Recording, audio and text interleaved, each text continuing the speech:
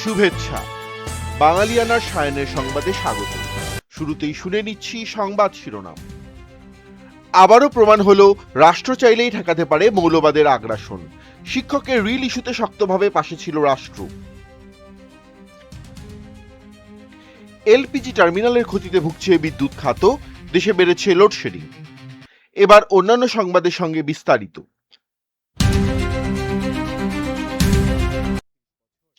বাবরি মসজিদ ভাঙার পর পুরো ভারত যেখানে দাঙ্গায় জর্জরিত, সে সময় পশ্চিমবঙ্গ ছিল সকল ধরনের দাঙ্গা মুক্ত। তৎকালীন রাজ্যটির মুখ্যমন্ত্রী জ্যোতি বসুর কাছে জানতে চাওয়া হয়েছিল কেন পশ্চিমবঙ্গে কখনো দাঙ্গা হয় না। এই বাম নেতা তখন বলেছিলেন, কারণ স্টেট সেটা চায় না। এ কথা রাজনৈতিকভাবে কতটা সত্য, বাংলাদেশে তার প্রমাণ আবারও মিলল। রাষ্ট্র চাইলেই মৌলবাদীদের দাঁত ভেঙে দেয়া অসম্ভব কিছুই নয়। একজন স্কুল শিক্ষকের ফেসবুকে পোস্ট করা একটি ভিডিওকে কেন্দ্র করে সামাজিক মাধ্যমে ট্রোল, থানায় অভিযোগ, পুলিশি তদন্ত আর প্রাথমিক শিক্ষা বিভাগের কমিটি গঠনের চিন্তাভাবনা সহ নানা নাটকীয় ঘটনা ঘটেছে গত কয়েকদিন ধরেই। সবশেষ সোমবার বিষয়টি নিয়ে প্রাথমিক ও গণশিক্ষা প্রতিমন্ত্রীর বক্তব্যের পর পুরো ঘটনা ভিন্ন দিকে টার্ন নিয়েছে। ঘটনা শুরু হয় গত বৃহস্পতিবার সিলেটের ফেঞ্চুগঞ্জের একটি সরকারি প্রাথমিক বিদ্যালয়ের প্রধান শিক্ষক বিউটি পাল ফেসবুকে একসময় জনপ্রিয় ব্যান্ড ডিফারেন্ট টাচের শ্রাবণের মেঘগুলো গানের সাথে একটি ভিডিও পোস্ট করার পর। ভিডিওটি নিয়ে সামাজিক মাধ্যমে ব্যাপক আলোচনা সমালোচনা শুরু হলে দেশের বিভিন্ন অঞ্চলের সরকারি প্রাথমিক শিক্ষক শিক্ষিকারা ওই একই গান ব্যবহার করে নিজেদের প্রোফাইলে ভিডিও পোস্ট করা শুরু করেন বিউটি পালের প্রতি সমর্থনের অংশ হিসাবে। ঘটনা এক পর্যায়ে এতটাই আলোড়ন তৈরি করে যে ওই ভিডিও পোস্ট করা বিউটি পাল সরকারি কর্মচারীদের আচরণবিধি লঙ্ঘন করেছেন কিনা তা খতিয়ে দেখার সিদ্ধান্ত নেয় সিলেটের প্রাথমিক শিক্ষা বিভাগ। এই নিয়ে সবচেয়ে উচ্চ কণ্ঠ ছিল মৌলবাদে বিশ্বাসী কিছু ধর্মজীবী, কিন্তু সরাসরি শিক্ষা প্রতিমন্ত্রীর পক্ষাবলম্বন যেন জোকের মুখে নুন ঢেলে দিয়েছে। প্রাথমিক ও গণশিক্ষা প্রতিমন্ত্রীর মন্তব্যের পরই সিলেটের শিক্ষা বিভাগ ঘটনাটি খতিয়ে দেখার সিদ্ধান্ত থেকে সরে আসে।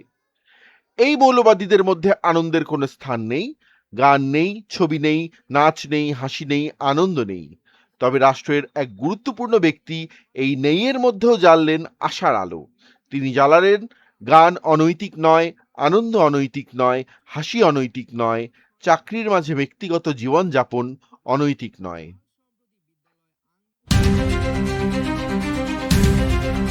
চলমান গ্যাস সংকটের প্রভাব পড়েছে বিদ্যুৎ উৎপাদনেও, যার ফলে গেল সপ্তাহের তুলনায় লোডশেডিং বেড়েছে।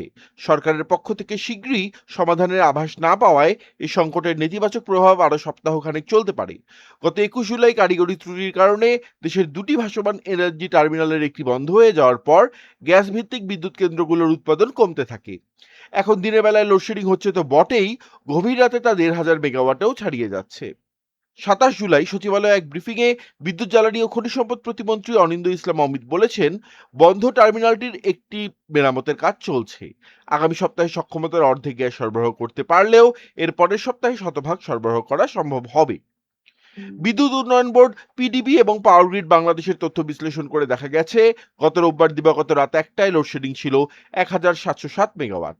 রাত ১২টায় লোডশেডিং ছিল ১,৫৪৩ মেগাওয়াট। এলএনজি টার্মিনাল সচল থাকাকালে গত ১৯ জুলাই সর্বোচ্চ লোডশেডিং ছিল ৪৪০ মেগাওয়াট। সপ্তাহের ব্যবধানে লোডশেডিং এর এই বৃদ্ধিতে বিপাকে পড়েছেন গ্রাহকরা। বিশেষ করে ঢাকার বাইরে জেলা ও গ্রামাঞ্চলে ঘন্টার পর ঘন্টা বিদ্যুৎ থাকছে না বলে খবর পাওয়া যাচ্ছে।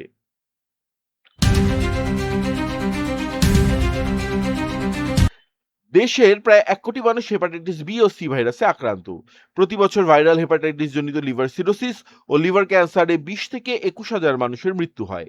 হেপাটাইটিস জনিত মৃত্যুর দিক থেকে বিশ্বের শীর্ষ ১০ দেশের একটি বাংলাদেশ। এই অবস্থায় ২০৩০ সালের মধ্যে ভাইরাল হেপাটাইটিস নির্মূলের বৈশ্বিক লক্ষ্য অর্জনে দেশে ব্যাপক হারে হেপাটাইটিস স্ক্রিনিং, টিকাদান ও জনসচেতনতা বাড়ানোর উপর জোর দিয়েছেন বিশেষজ্ঞরা। বাংলাদেশে হেপাটাইটিস প্রতিরোধ, পরীক্ষা ও চিকিৎসা সেবায় মানুষের প্রবেশাধিকার বাড়াতে জরুরি পদক্ষেপ নেওয়ার আহ্বান জানিয়েছে বিশ্ব স্বাস্থ্য সংস্থা WHO। সংস্থাটি বলেছে, এখনো নানা প্রতিবন্ধকতার কারণে লাখো মানুষ প্রয়োজনীয় স্বাস্থ্যসেবা থেকে বঞ্চিত হচ্ছেন। সংস্থাটির তথ্য অনুযায়ী দীর্ঘমেয়াদী ভাইরাল হেপাটাইটিস বিশ্বে সংক্রামক রোগের মৃত্যুর অন্যতম প্রধান কারণ। প্রতি বছর এ রোগে আনুমানিক ১৩ লাখ মানুষের মৃত্যু হয়, যার বেশিরভাগই লিভার সিরোসিস ও লিভার ক্যান্সারে আক্রান্ত। জাতীয় নাগরিক পার্টির নেতা হাসনাত আব্দুল্লাহ ও সার্জিস আলম গণ অভ্যুত্থানের সময় আওয়ামী লীগের এজেন্ট হিসেবে কাজ করেছিল বলে দাবি করেছেন প্রধানমন্ত্রীর রাজনৈতিক সহকারী মোহাম্মদ রাশেদ খান। 28 জুলাই নিজের ভেরিফাইড ফেসবুক অ্যাকাউন্ট থেকে এক পোস্টে তিনি এ দাবি করেন। পোস্টে তিনি লেখেন, জুলাই মাসে আওয়ামী লীগের গণহত্যার বিচার ও শহীদদের স্মৃতিচারণ করার জন্য জুলাই পদযাত্রা নামক কর্মসূচি হাতে নেয় এনসিপি। বিএনপির পতন বা বিএনপির বিরুদ্ধে গণ অভ্যুত্থানের হুমকি দেয়া হচ্ছে এসব পদযাত্রা থেকে, কিন্তু তাদের নেতাদের মুখে আওয়ামী লীগের বিচারের গল্প শোনা যায় না। এর মূল রহস্য মাননীয় এমপি হান্নান মাসুদ স্যারের অডিও ফাঁসের মধ্য দিয়ে বুঝতে পারলাম। এরপর তিনি শ্রবণযোগ্য কিছু শব্দ ব্যবহার করেন। প্রধানমন্ত্রীর রাজনৈতিক সহকারী আরো লেখেন, 2 ও 3 নম্বর সমন্বয়ক হয়েও সার্জিত হাসনাত উপদেষ্টা হতে পারেনি। এর উত্তর আমি 7 আগস্ট রাতে পেয়েছিলাম। একজন ছাত্র উপদেষ্টা হিসেবে শপথ নেওয়ার আগে আমাকে বলেছিল, ভাই, হাসনাত সার্জিস জাতির সাথে বেইমানি করেছে।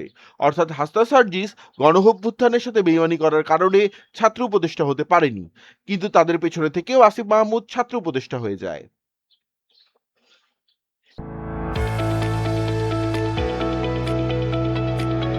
এবার শুনে নিচ্ছি বাঙালিয়ানার বাণিজ্য সংবাদ। বাংলাদেশে দীর্ঘমেয়াদী সার্বভৌম ঋণমানের পূর্বাভাস স্থিতিশীল থেকে নেতিবাচক করেছে আন্তর্জাতিক ঋণমান নির্ধারণকারী প্রতিষ্ঠান S&P গ্লোবাল। তবে দেশের দীর্ঘমেয়াদী ঋণমান B+ এবং স্বল্পমেয়াদী ঋণমান বি বহাল রাখা হয়েছে। সোমবার প্রকাশিত প্রতিবেদনে সংস্থাটি বলেছে, ব্যাংক খাতের দীর্ঘমেয়াদী দুর্বলতা, মধ্যপ্রাচ্যের যুদ্ধজনিত অনিশ্চয়তা, জ্বালানি বাজারের অস্থিরতা ও বৈদেশিক খাতের ঝুঁকির কারণে আগামী 12 থেকে 18 মাস বাংলাদেশের অর্থনৈতিক পুনরুদ্ধারের গতি আরও কমে যেতে পারে। এসব কারণে পূর্বাভাস নেতিবাচক করা হয়েছে। S&Pর মতে, আগামী 3 বছরে বাংলাদেশের অর্থনৈতিক প্রবৃদ্ধি গড়ে 4.5%-এর কাছাকাছি থাকতে পারে। দুর্বল ব্যাংক খাত, জ্বালানি বাজারের অনিশ্চয়তা ও তৈরি পোশাক রপ্তানির অনিশ্চিত পরিস্থিতির কারণে প্রবৃদ্ধির গতি সীমিত থাকবে।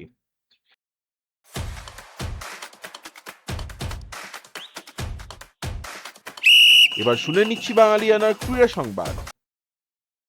ত্রিনিদাদে ব্রায়ান লারা স্টেডিয়ামে পাকিস্তানের বিরুদ্ধে সিরিজের প্রথম টেস্টের তৃতীয় দিনে দারুণ এক রেকর্ড গড়েছেন ওয়েস্ট ইন্ডিজের পেসার জাস্টিন গ্রিভস।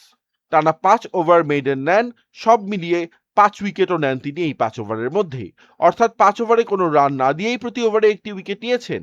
টেস্ট ক্রিকেটের তথ্য উৎপাত্ত সংরক্ষণ শুরুর পর প্রথম খেলোয়াড় হিসেবে টানা 5 ওভারে রান না দিয়ে প্রতি ওভারে উইকেট নেওয়ার বিশ্ব রেকর্ড গড়লেন গ্রিভস। দিনের খেলা শেষে গ্রিভস বলেন, বল কিছুটা সুইং করছিল এবং আমি তার ফলও পেয়েছি। যখনই আমার হাতে বল তুলে দেওয়া হয়, দল চায় আমি যেন তাদের ভরসা হয়ে উঠি এবং কঠিন পরিস্থিতি থেকে দলকে টেনে তোলার চেষ্টা করি। টেস্ট ক্যারিয়ারে এই প্রথমবার 5 উইকেট পেয়ে আমি সত্যি আনন্দিত এবং খেলায় এখনো আমাদের অনেক কাজ বাকি আছে। বাঙালিয়ানা সায়ান্নের সংবাদ শেষ হলো। ধন্যবাদ।